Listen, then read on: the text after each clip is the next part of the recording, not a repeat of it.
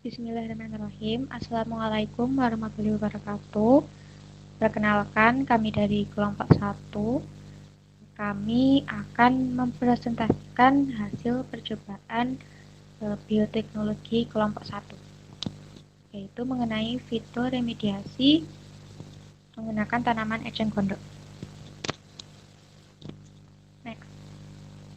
Anggota kelompok 1 yaitu terdiri dari saya, Elenita, kemudian ada Syifa Ayola Luna, ada Muhammad Adi Nugroho, Bavia Wahyuningsih WNS, kemudian ada Rashid Ridla, kemudian ada Lutfiatul Muanisa, dan terakhir ada Natasha Salsabila. Dalam presentasi kelompok kami, ada 4 hal yang akan kami bahas, yaitu mengenai hasil percobaan, kemudian ada pembahasan, ketiga kesimpulan, dan terakhir adalah lampiran.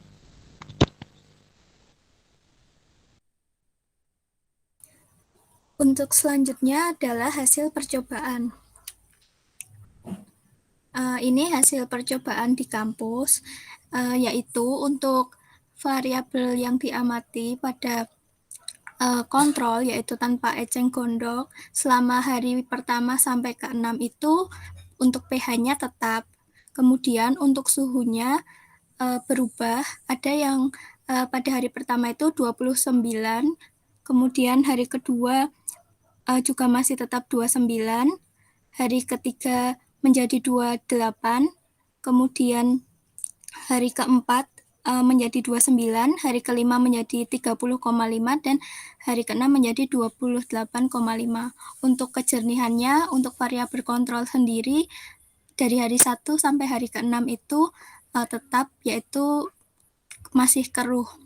Sedangkan pada variabel perlakuan atau dengan eceng gondok, itu untuk pH-nya sendiri, pada hari pertama masih 8, pada hari kedua sampai hari ke-6 itu sudah berubah menjadi 7. Kemudian untuk suhunya, pada hari pertama itu 29, pada hari kedua itu 29, pada hari ketiga itu 28, pada hari keempat itu 29, pada hari kelima itu 31, pada hari keenam itu ada 29. Untuk kejernihannya, untuk pada hari pertama sampai ketiga itu masih keruh. Nah, pada hari keempat ini mulai menjadi agak jernih. Kemudian pada hari kelima dan hari keenam untuk kejernihan airnya sudah menjadi jernih. Next. Nah, untuk percobaan di rumah itu untuk pH-nya sendiri pada variabel kontrol dan perlakuan pada hari ke-1 sampai ke-6 itu pH-nya semua masih tetap sama, yaitu basa. Kemudian untuk suhunya sendiri, untuk variabel kontrol hari pertama itu 27, hari kedua itu 27, hari ketiga 29, hari keempat 27, hari kelima 28, dan hari keenam 28. Untuk kejernihan airnya sendiri itu dari hari pertama sampai ke-6 tetap, yaitu keruh. Kemudian untuk variabel perlakuan itu untuk suhunya pada hari pertama ada 27 derajat, pada hari kedua ada 26,5, pada hari ketiga ada 28,5, pada hari keempat menjadi 26,5, pada hari kelima 27,5, pada hari keenam yaitu 28. Sedangkan untuk kejernihan airnya pada variabel perlakuan, pada hari pertama hingga hari kedua itu masih keruh, sedangkan pada hari ketiga sampai hari kelima itu menjadi agak maksud saya pada hari ketiga sampai ke-6 itu menjadi agak jernih. Next.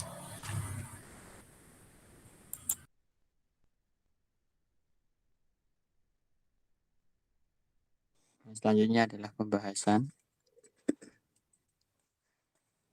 Variabel terikat pada percobaan ini adalah pH, suhu, dan kejernihan air. Variabel terikat 1, pH, merupakan derajat keasaman suatu larutan. Pengukuran pH menggunakan pH universal. Tidak terjadi perubahan pH pada sampel kontrol A sejak hari pertama hingga hari terakhir pengamatan. Namun terjadi perubahan pH pada hari kedua hingga ke-6 pada sampel yang diberi perlakuan eceng gondok pada sampel B. Dari pH 8 menuju ke 7. Eceng gondok mampu menetralkan air limbah karena sebelumnya pH 8 yang merupakan basa dapat dinetralkan menjadi pH 7 yang merupakan netral.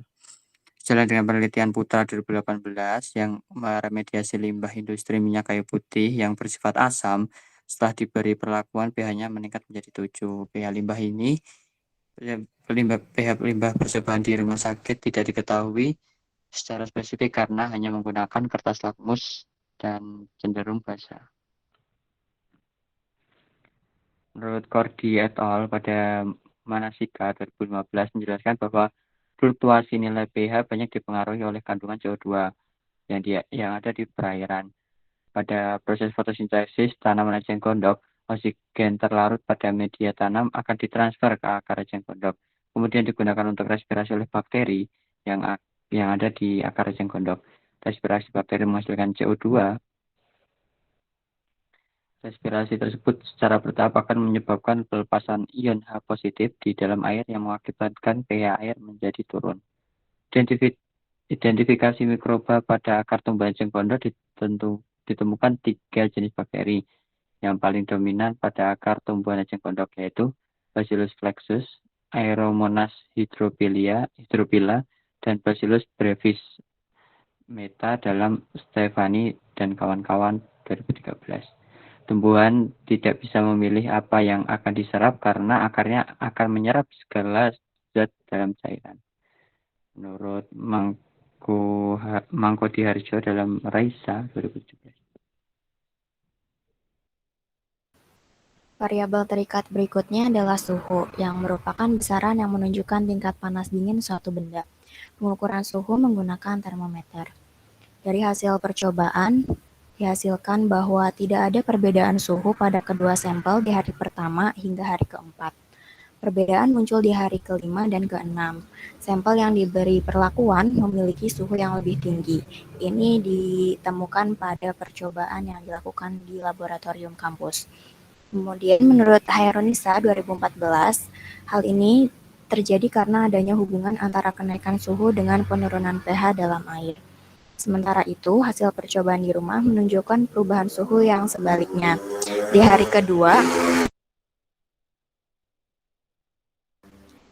kedua hingga hari kelima pengamatan, suhu limbah perlakuan selalu lebih rendah 0,5 derajat Celcius dibandingkan dengan suhu limbah kontrol. Kemudian suhu terukur berada dalam rentang 28 derajat Celcius sampai 31 derajat Celcius baik di rumah maupun di laboratorium kampus. Menurut Rosita dalam Raisa 2017, suhu optimal fitoremediasi berjalan pada rentang suhu 25 derajat Celcius sampai 30 derajat Celcius.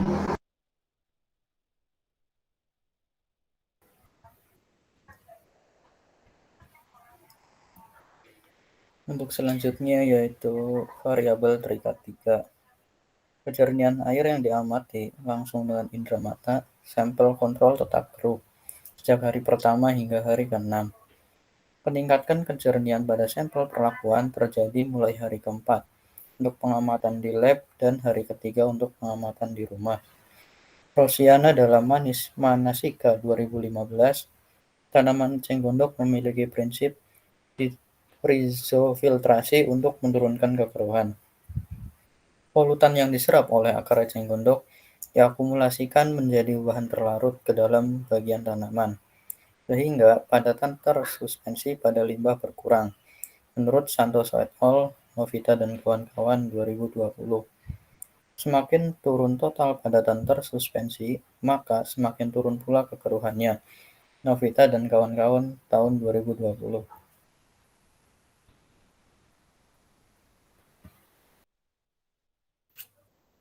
Untuk yang selanjutnya adalah kesimpulan.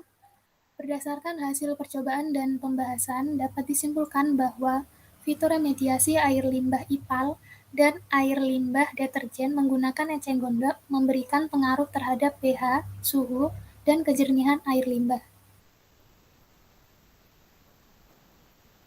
Yang selanjutnya adalah lampiran hasil dokumentasi percobaan yang kami lakukan. Ini merupakan gambar pada pengamatan hari pertama. Gambar di sebelah kanan merupakan pengamatan yang dilakukan di rumah, sedangkan di sebelah kiri merupakan pengamatan yang dilakukan di kampus. Ini merupakan pengamatan yang dilakukan pada hari kedua. Yang di sebelah kanan pengamatan di rumah dan yang di sebelah kiri merupakan pengamatan di kampus. Selanjutnya, pengamatan pada hari ketiga. Gambar sebelah kanan merupakan pengamatan di rumah dan yang di sebelah kiri merupakan pengamatan di kampus. Pengamatan pada hari keempat ditunjukkan pada gambar sebelah kanan merupakan pengamatan di rumah dan yang di sebelah kiri merupakan pengamatan di kampus. Selanjutnya ini merupakan pengamatan pada hari kelima. Gambar di sebelah kanan merupakan pengamatan di rumah, sedangkan gambar di sebelah kiri merupakan pengamatan di kampus. Dan ini merupakan gambar pengamatan di hari terakhir, yaitu hari ke-6.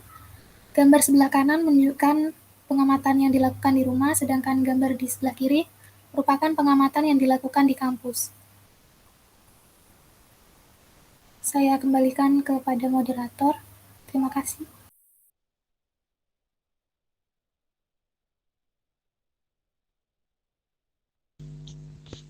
Baik, cukup sekian presentasi dari kelompok 1. Kurang lebihnya kelompok 1 mohon maaf. Terima kasih telah menyimak presentasi kelompok 1. Wassalamualaikum warahmatullahi wabarakatuh.